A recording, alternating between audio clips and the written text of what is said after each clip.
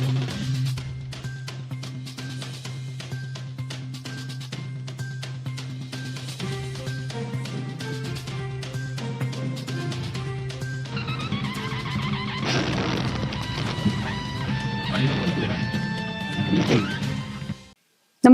आपण पाहता हिरकणी न्यूज.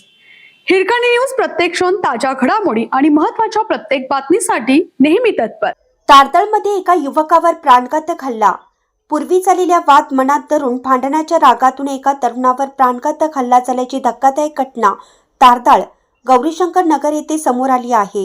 गौरीशंकर नगर तारदाळ येथील ओमकार ननवरे या युवकाचा गणपती मंदिर समोर चाकूने छातीवर पोटावर सपासप वार करून गंभीर जखमी केल्याची घटना समोर आली. या प्रकरणी संशयित बल्ल्या उर्फ तोहित रजाक मुल्ला राहणार योगाश्रम शहापूर व एक अल्पवयीन बालक अशा दोघांवर शहापूर पोलीस ठाण्यात गुन्हा दाखल करण्यात आला. जखमी ओमकार ननवरे व यश गवळी यांच्यात पूर्वी भांडण झाले होते.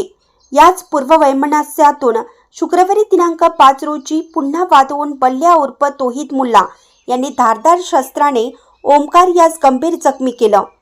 या प्रकरणी शहापूर पोलीस ठाण्यात ओमकार नारायण सोनटक्के राहणार गौरीशंकर नगर तारदाळ यांनी फिर्याद दिली आहे. अधिक तपास शहापूर पोलीस करत आहेत.